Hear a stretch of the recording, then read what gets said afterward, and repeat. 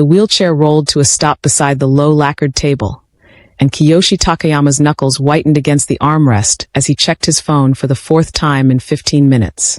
No messages. No apologies. Just the suffocating silence of being stood up, again. The restaurant staff moved quietly along the periphery, their eyes carefully averted, but he felt their pity seeping through the polished air like poison.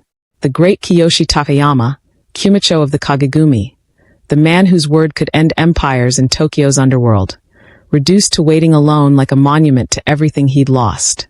The irony tasted like ash.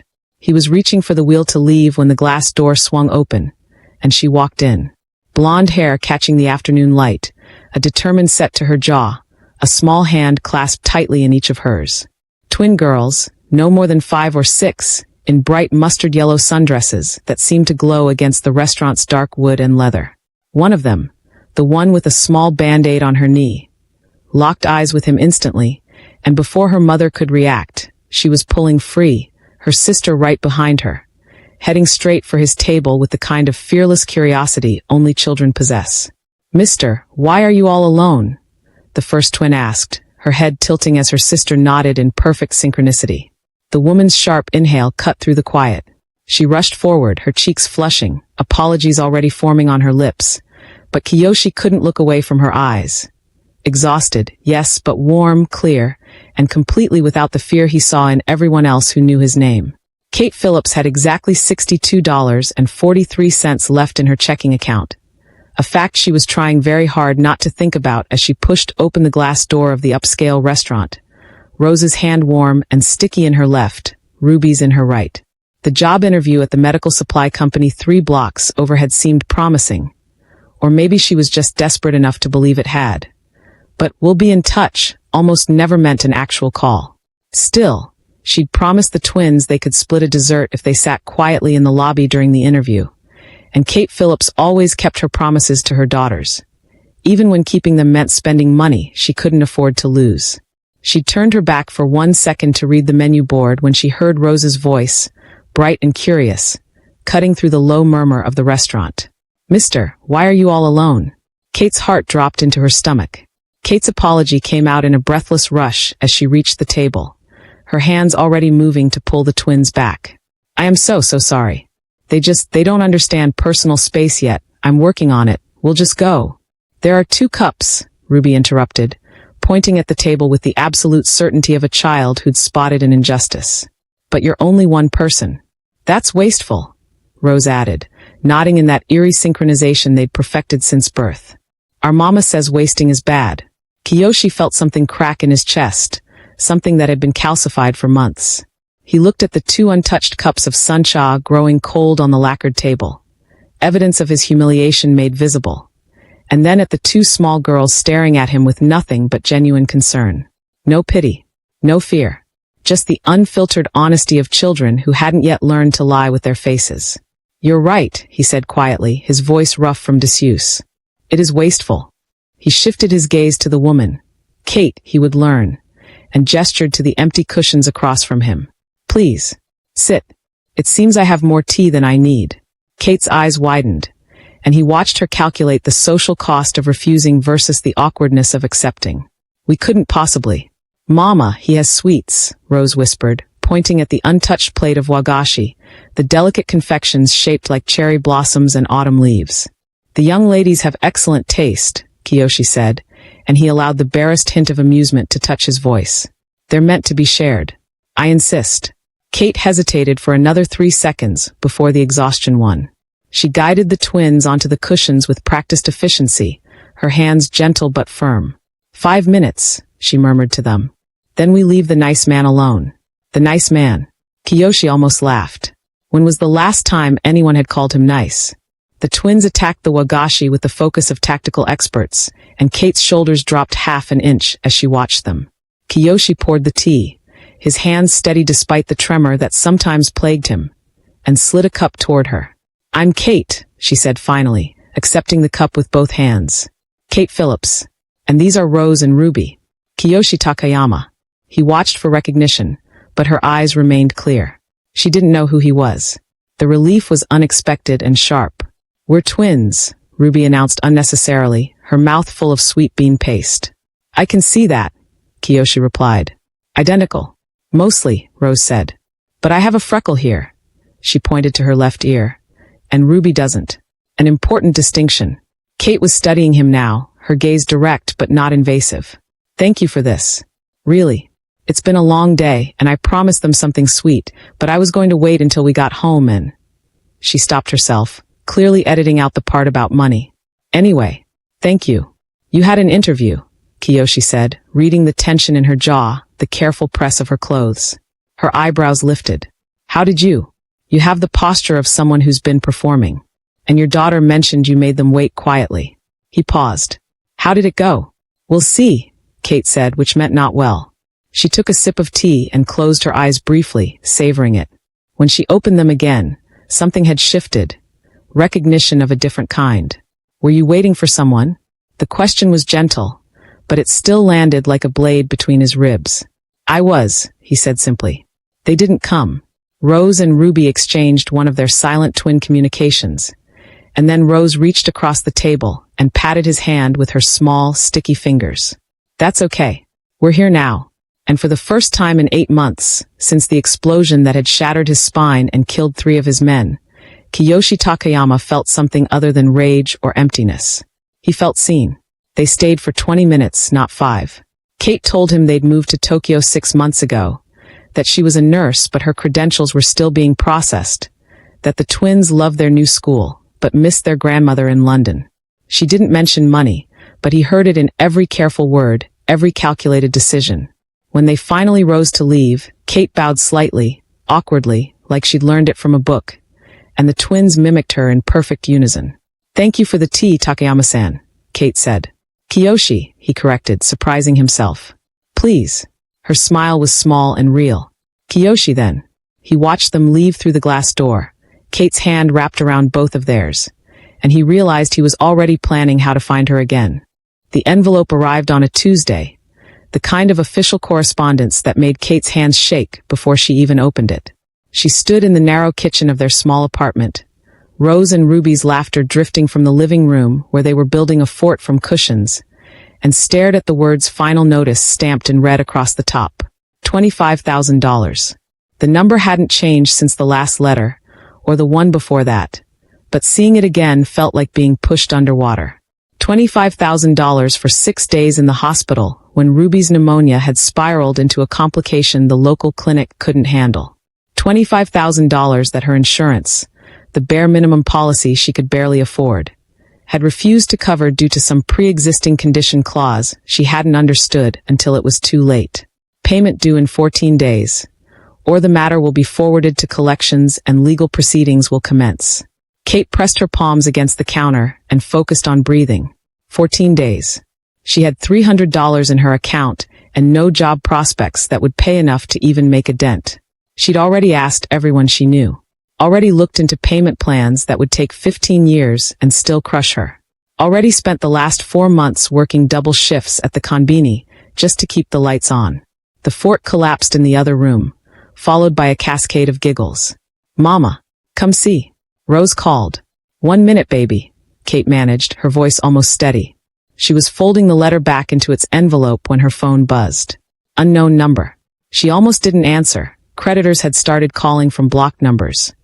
But something made her swipe to accept. Ms. Phillips. The voice was male, polite, speaking English with a crisp Japanese accent. My name is Tanaka. I work for Kiyoshi Takayama. We met last week at the restaurant. Kate's mind went blank for a moment before the memory surfaced. The quiet man in the wheelchair, the untouched tea, the wagashi the twins had devoured. Ah yes, I remember.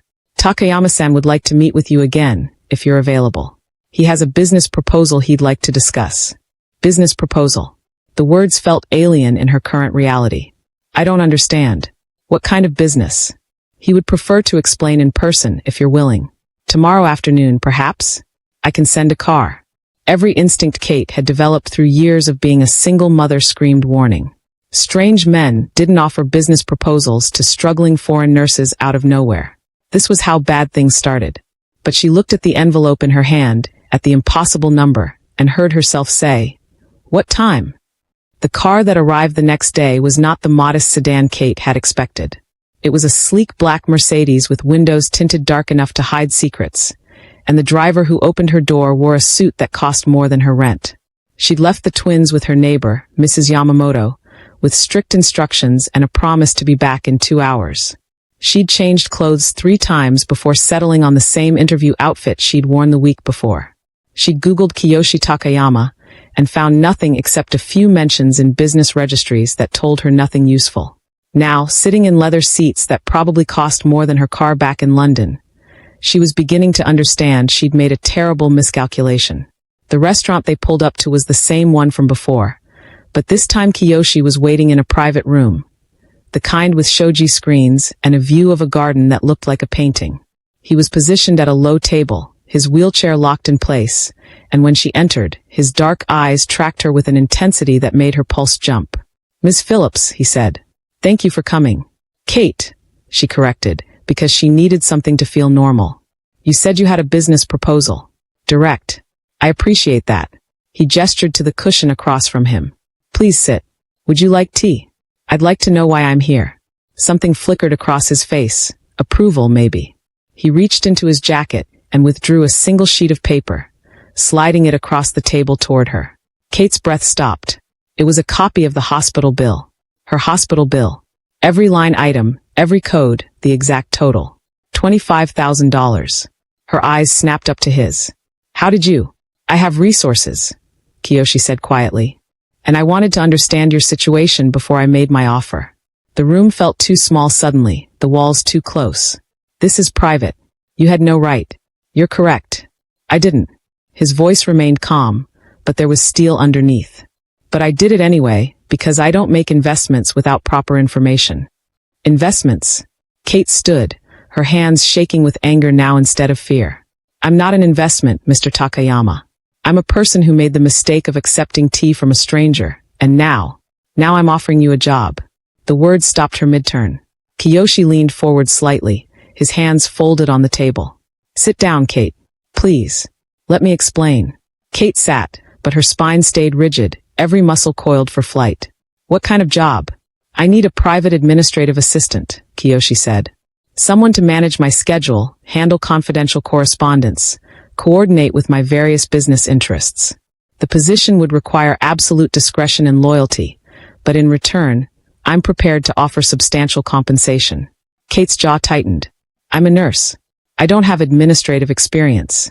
You're organized, intelligent, and trustworthy. The technical skills can be taught." He paused, letting that sink in. The salary would be 8 million yen annually, with full benefits including premium health coverage for you and your daughters. 8 million yen. Kate did the math automatically, roughly $60,000. More than double what she'd been making as a nurse. More than she'd ever made in her life. "That's too much," she said automatically. "For administrative work, that's the appropriate rate for the level of discretion I require." Kiyoshi's gaze never wavered. "And part of your signing bonus would be immediate clearance of your current medical debt. All $25,000. The room spun. Kate gripped the edge of the table. "Why? You don't know me. You don't owe me anything." "Why would you?" "Because your daughters asked me why I was alone." His voice went quiet, almost raw. "And nobody has asked me that question in a very long time. Everyone else just pretends not to notice. Or they notice too much and it's worse. But Rose and Ruby, they just saw someone sitting by himself and thought that was sad. And you," he stopped, seemed to recalibrate. "You looked at me like I was just a man having a bad day. Not a thing to be pitied or feared." Kate's throat tightened. "That's not a reason to pay someone $60,000. "No," Kiyoshi agreed. "But needing someone I can trust absolutely, someone with no connections to my existing world, someone with powerful motivation to maintain confidentiality. Those are reasons. You need money. I need trust. This is a transaction that benefits us both." "What kind of business are you in exactly?" Kate asked, though part of her didn't want to know. "Import and export. Real estate. Financial consulting." Each word was technically true and completely inadequate. "My business dealings require a certain level of privacy." "Privacy," Kate repeated. "Or secrecy?" "Both." At least he was honest. Kate looked down at the hospital bill between them, at the number that had been strangling her for 4 months. She thought about Rose's college fund that didn't exist, about Ruby's follow-up appointments she'd been delaying, about the way she'd started buying the cheapest versions of everything and still came up short at the end of every month. What would absolute loyalty mean? She asked quietly. You would see and hear things about my business that cannot be shared with anyone. Ever. You would be expected to prioritize my needs during working hours, though I would accommodate your daughter's schedules. And you would, on occasion, need to accompany me to meetings or events that might be. He chose his words carefully. Uncomfortable. Dangerous. Potentially. Kate laughed, a sharp, bitter sound. You're asking me to put myself at risk, to keep your secrets, to essentially sign my life over to you, and in exchange you'll pay my debt and give me a salary. Yes. And if I say no? Kiyoshi's expression didn't change. Then you walk out of here, and I never contact you again. The debt remains yours to handle however you see fit. This offer expires the moment you leave this room. 14 days. That's what the letter had said. 14 days until collections, until her credit was destroyed, until the legal proceedings began. 14 days until she lost everything she'd been fighting to build for her daughters. I need guarantees, Kate said. Contract terms in writing. Clear boundaries about working hours and duties. And I need your word that my daughters will never be involved in whatever your business is. You'll have all of that. My lawyer will draft the contract today. You can have your own lawyer review it before signing. I can't afford a lawyer. I'll pay for one. Independent counsel, your choice. Kate studied his face, looking for the trap, the catch, the moment where this would reveal itself to be something predatory and cruel. But Kiyoshi just waited, patient and still, his dark eyes holding hers with an intensity that felt like a promise and a warning all at once. Why do I feel like I'm making a deal with the devil? She whispered. Because you probably are, Kiyoshi said. But I'm a devil who keeps his word, Kate. Always. She closed her eyes, thought of Rose and Ruby building forts in their tiny apartment, thought of the future she wanted to give them and the present that was crushing her, and made her choice. Okay, she said. I'll do it. Kiyoshi's shoulders dropped half an inch, relief flickering across his face so quickly she almost missed it. He extended his hand across the table. Welcome to my employment, Kate Phillips. She shook his hand and felt the door close behind her on the life she'd known. The contract arrived the next morning via courier, delivered in a leather portfolio that probably cost more than Kate's furniture. She sat at her tiny kitchen table while the twins ate breakfast, and read through 37 pages of legal language that made her head spin. 8 million yen annually. Full health benefits with zero deductible. Immediate signing bonus of $25,000 to be paid directly to Tokyo General Hospital. For weeks paid vacation. Retirement contributions. A clause about severance that was more generous than anything she'd ever heard of. And then the other clauses. The ones about non-disclosure agreements that extended for 10 years after employment ended. The ones about immediate termination for breach of loyalty. The ones that used words like confidential operations and security protocols and potential risk factors. She'd called the lawyer Kiyoshi's office had recommended, had insisted on finding her own instead, picking a name from an expat forum, and the woman had reviewed everything over the phone with the weary patience of someone who'd seen worse.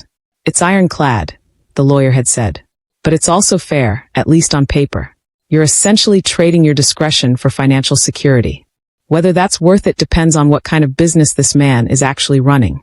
Kate had hung up and done what she should have done before accepting. She'd researched.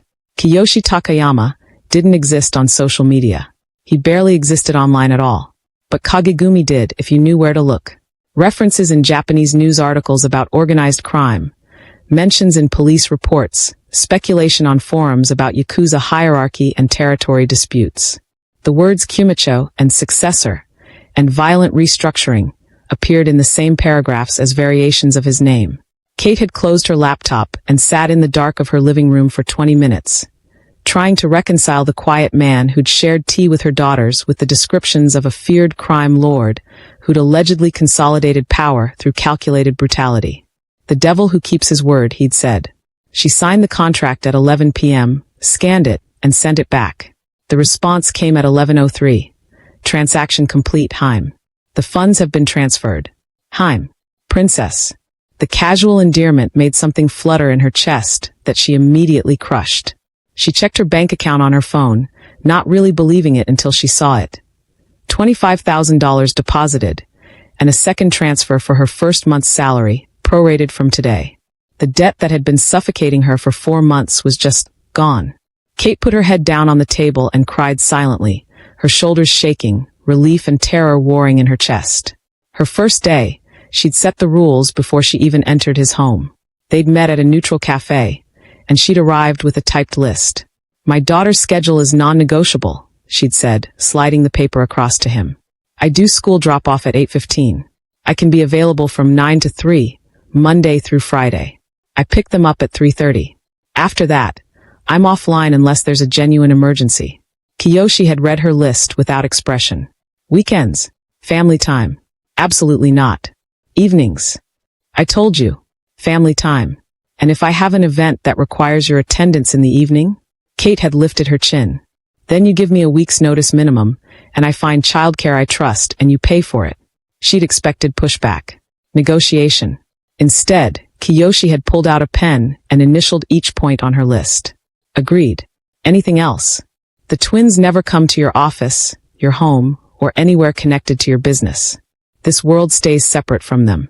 Something had flickered in his eyes. Respect, maybe, or pain. "Agreed. And if I ever feel like they're at risk because of my association with you, I walk away. Immediately. Contract or no contract." "That," Kiyoshi had said quietly, "is the first smart thing you've said since accepting this job. Yes.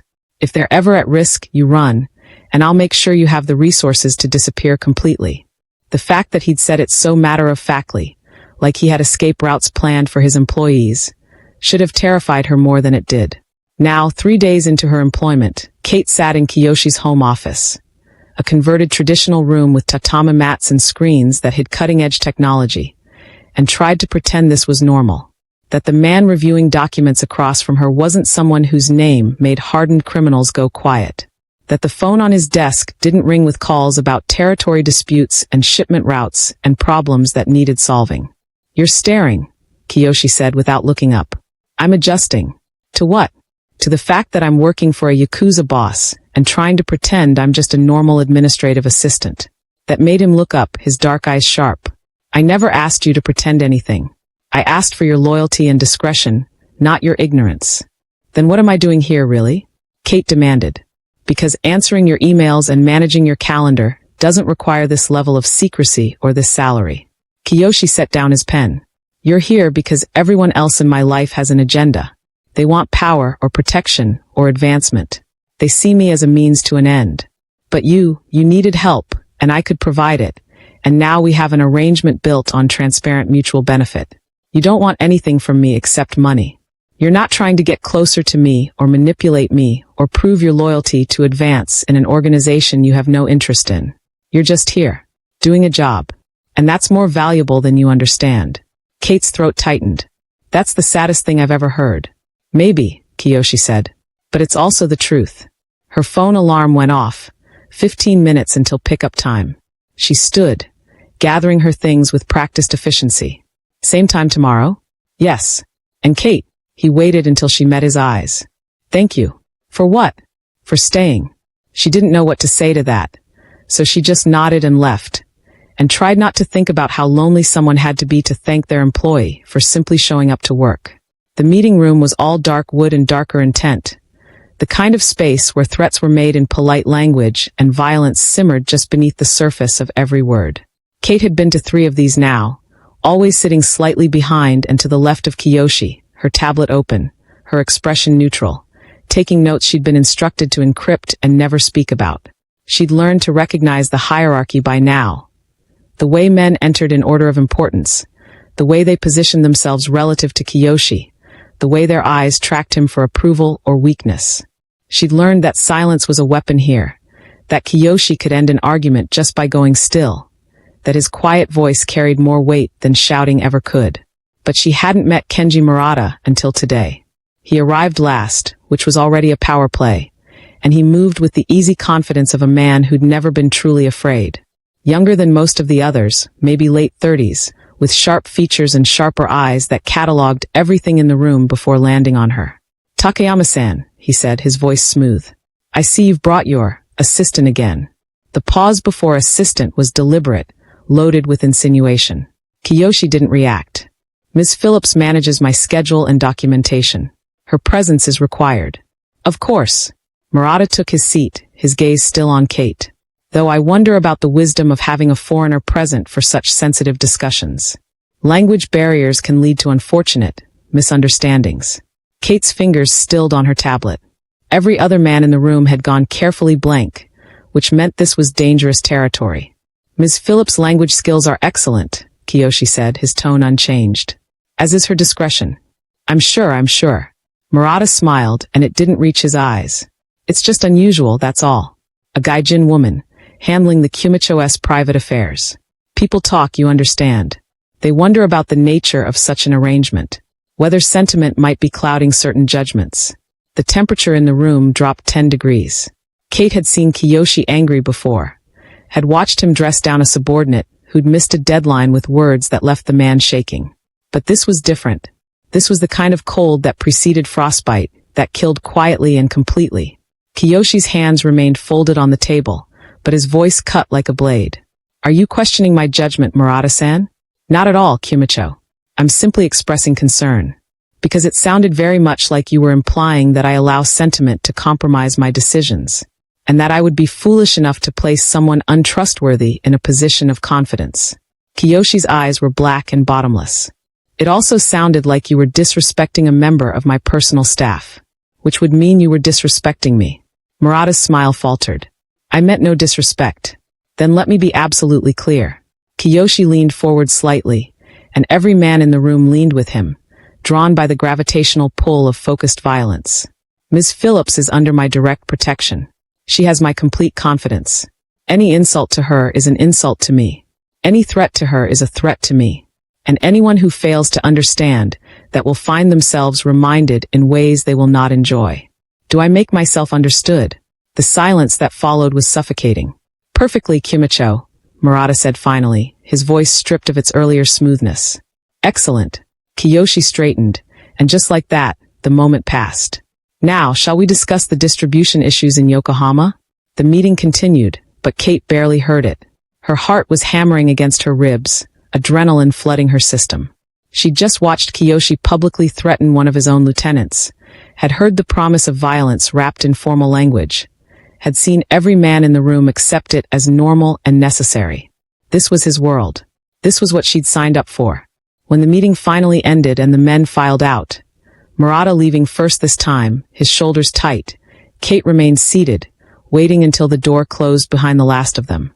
You didn't have to do that, she said quietly. Kiyoshi was reviewing the notes on his tablet, but she knew he was listening. Yes, I did. He'll resent me now. Resent you for protecting me.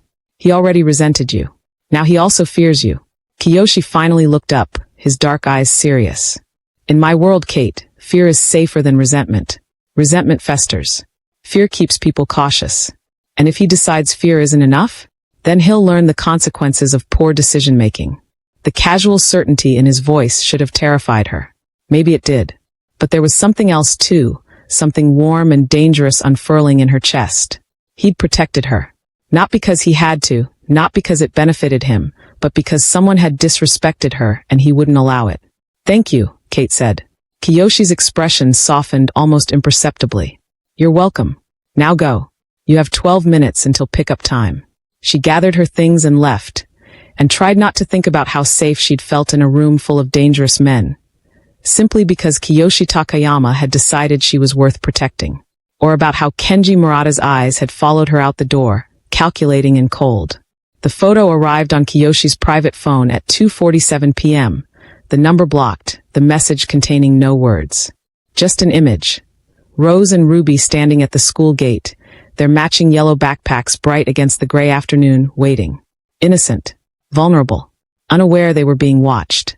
Kiyoshi went so still that Tanaka, standing across the desk mid-report, stopped speaking. Get out, Kiyoshi said, his voice barely above a whisper. Tanaka knew better than to hesitate. The door closed with a soft click, and Kiyoshi was alone with the photograph and the white-hot rage burning through his chest like acid. The angle was deliberate, close enough to show he'd been within touching distance of them. The timestamp was from yesterday, 3:34 p.m. Right when Kate would have been in his office, trusting him to keep her world separate from his. Believing her daughters were safe because he'd promised they would be. His hands shook as he dialed her number. She answered on the second ring, slightly breathless. I'm almost there. I left 5 minutes early because... Where are the twins right now? His voice came out harder than he intended. Kate's breath caught. I just picked them up. We're walking home. Kiyoshi, what's wrong? Don't go home. He was already moving, wheeling himself toward the door. Tanaka will be there in 3 minutes. Get in the car with him. Don't argue. Don't ask questions. Just go. You're scaring me. Good. You should be scared. He forced himself to breathe, to think past the fury. Kate, listen to me very carefully. Someone took a photograph of your daughters yesterday. Someone got close enough to count their freckles. Do you understand what I'm telling you? The silence on the other end was broken only by the sound of her ragged breathing and the twins' chatter in the background, oblivious to the danger circling them. Oh God, Kate whispered. The car is pulling up now. Black Mercedes. Tanaka is driving. Get in. I'll explain everything when you're secure. Kiyoshi. Now Kate. He heard her moving, heard her telling the twins it was a surprise. They were going on an adventure. Her voice steady even though he could hear the terror underneath. The car doors closed. The engine started. We're in, Kate said, and her voice broke on the second word. Kiyoshi closed his eyes, his hand white-knuckled around the phone. I'm sorry. I told you they'd be safe. I promised you. Just tell me what's happening. You remember Murata. It wasn't a question. This is his message to me. He's saying he can reach you whenever he wants. That my protection means nothing. What does he want? To prove I'm weak. That caring about anything besides power makes me vulnerable. Kiyoshi's jaw ached from clenching. He's right. I am vulnerable now. Because the thought of him touching your daughters makes me want to burn Tokyo to the ground. Kate was quiet for a long moment. When she spoke, her voice was steel wrapped in silk. So what do we do? We. Not you. We.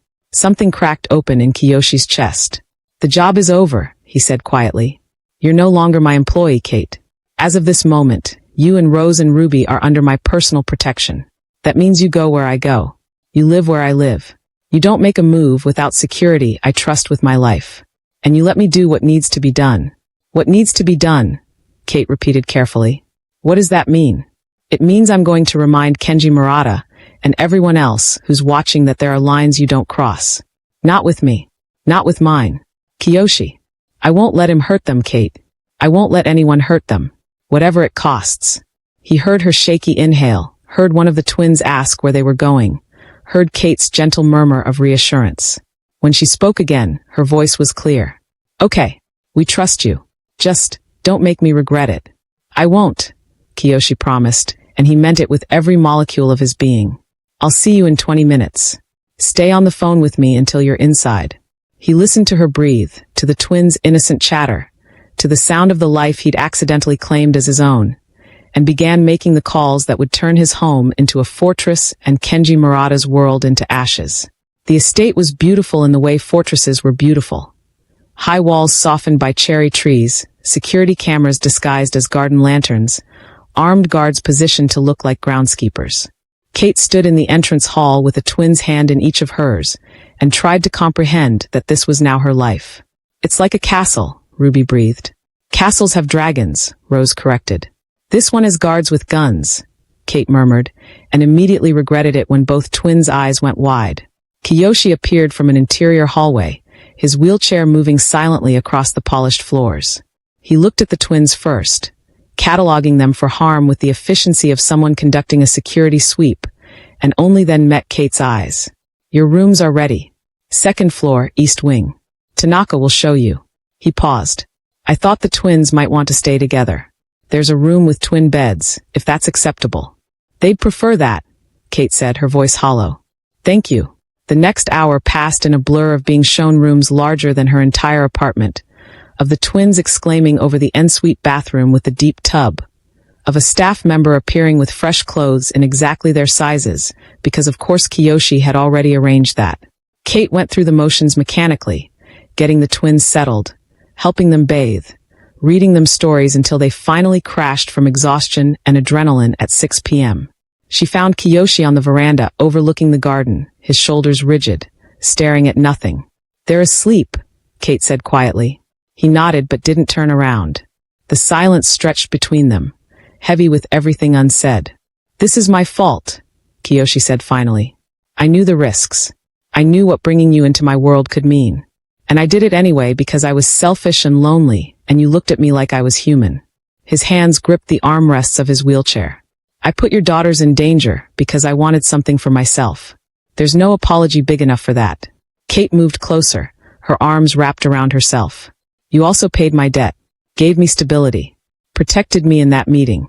You've done nothing but try to keep us safe. And yet here we are. Your children have armed guards because a man wants to hurt me through you." "Yes," Kate agreed. "Here we are. And you know what the really messed up part is? I still feel safer here with you than I did when I was alone with $62 and a debt I couldn't pay." She sat down on the bench beside his wheelchair. "You want to know what I thought when you called today? When you told me to get in the car?" Kiyoshi finally looked at her, his dark eyes haunted. "I thought, he'll fix this. Not hope, not prayer. Certainty. Because in the 2 months I've known you, you've kept every single promise you made. Every one. So when you said my daughters were in danger and you'd protect them, I didn't question it. I just trusted." "You shouldn't," Kiyoshi said roughly. "You should take the money I've paid you and run as far from me as possible." "Probably," Kate agreed. "But I'm not going to." She reached out slowly, giving him time to pull away, and placed her hand over his.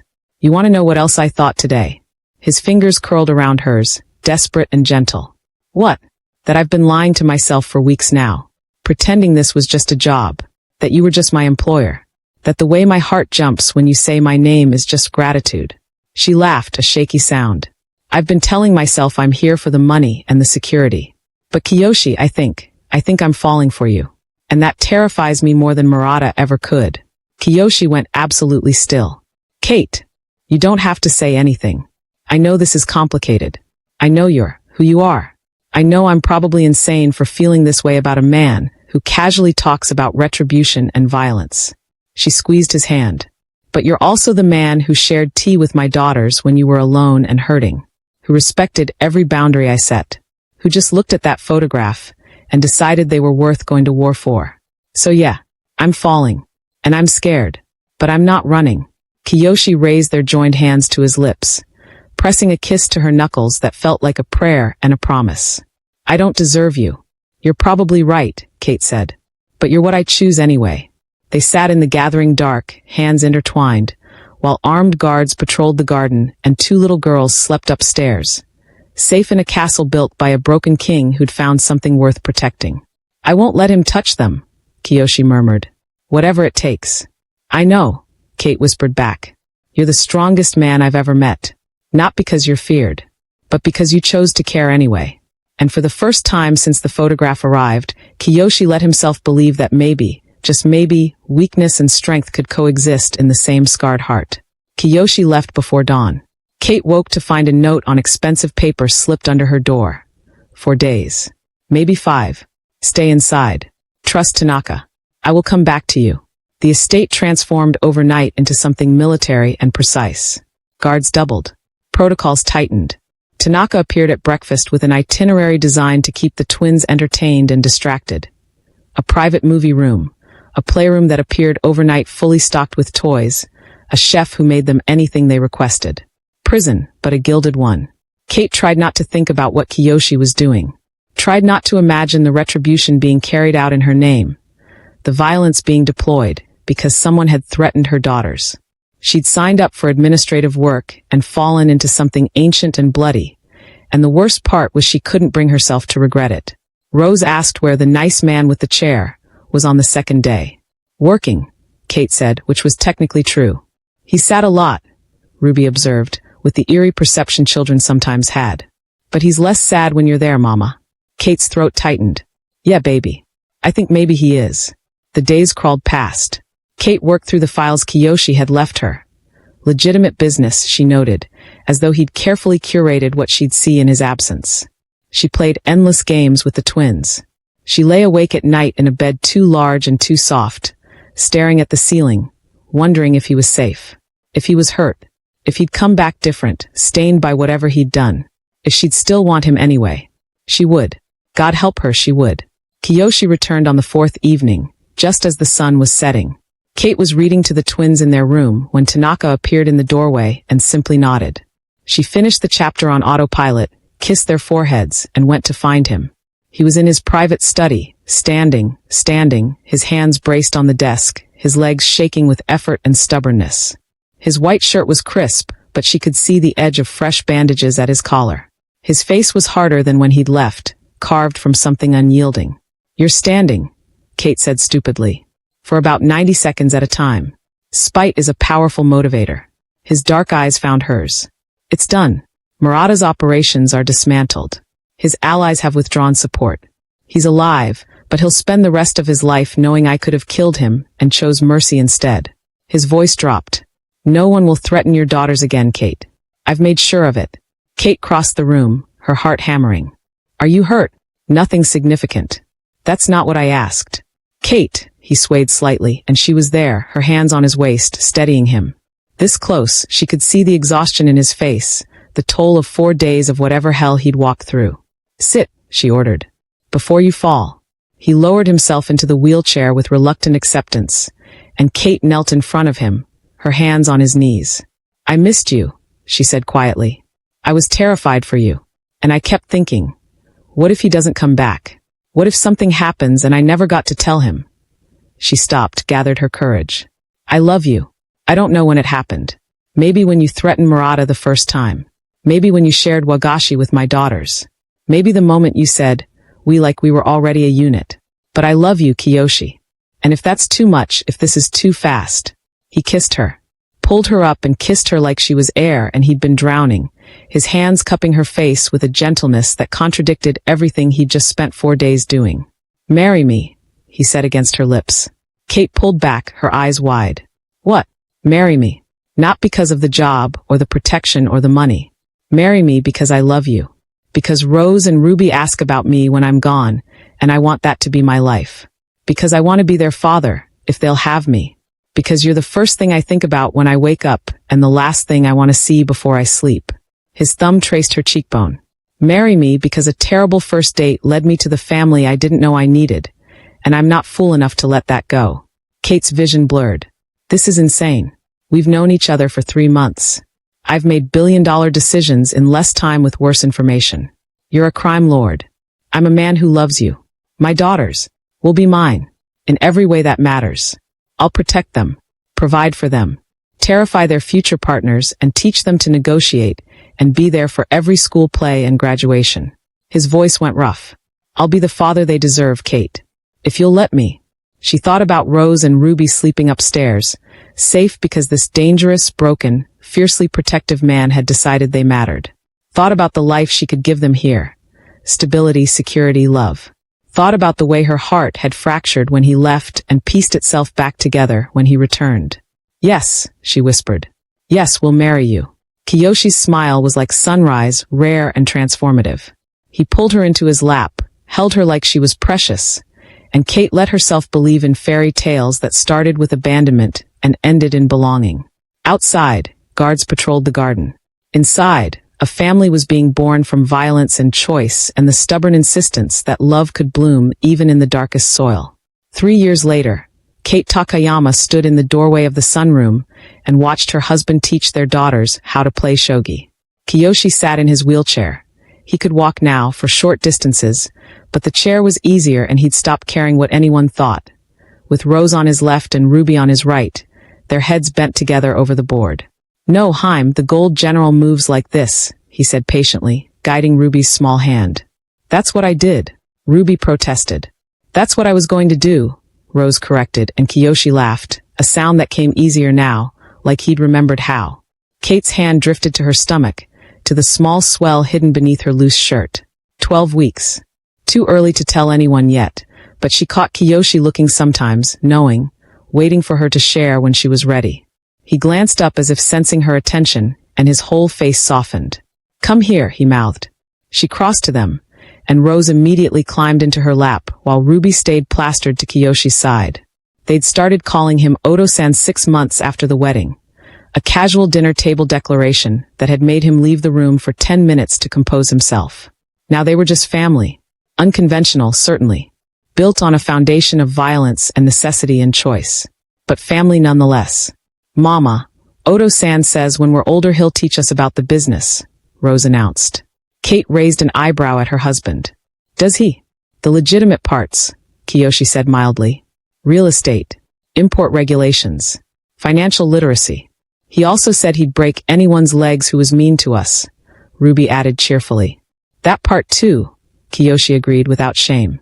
Kate should probably object.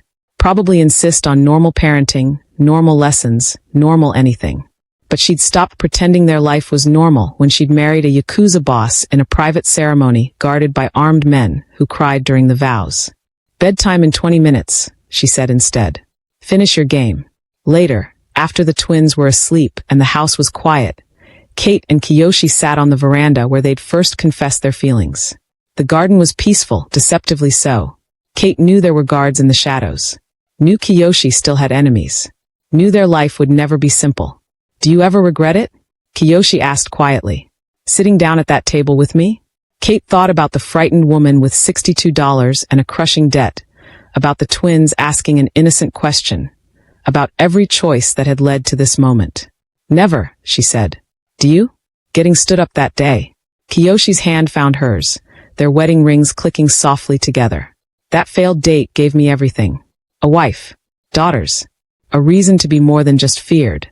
He turned to look at her, his dark eyes warm. It gave me a home. We gave each other a home, Kate corrected. Yes, Kiyoshi agreed. We did. Somewhere in the house, one of the twins called out from a bad dream. They both started to rise, but Kate squeezed his hand. I've got it. You did the bedtime routine. She went to comfort whichever daughter needed her, and Kiyoshi watched her go. This woman who'd seen his worst and chosen him anyway, who'd let him become a father to children who weren't his blood, but were his in every way that mattered. The date had been a disaster. The life that followed was a miracle. And Kiyoshi Takayama, who'd spent years believing he was too broken for happiness, finally understood what it meant to be whole. If this story resonated with you, if you felt Kate's desperation, Kiyoshi's loneliness, or that flutter of hope when broken people find each other, then you're part of something bigger than just readership. You're part of a community that believes love stories can start in darkness and still find light. Stories like this only exist when readers who connect with them choose to stay. Subscribe, and let's build this world together. Because the next chapter, whatever it might be, is always better when we write it as a community. Don't let this be where you disappear. Stay.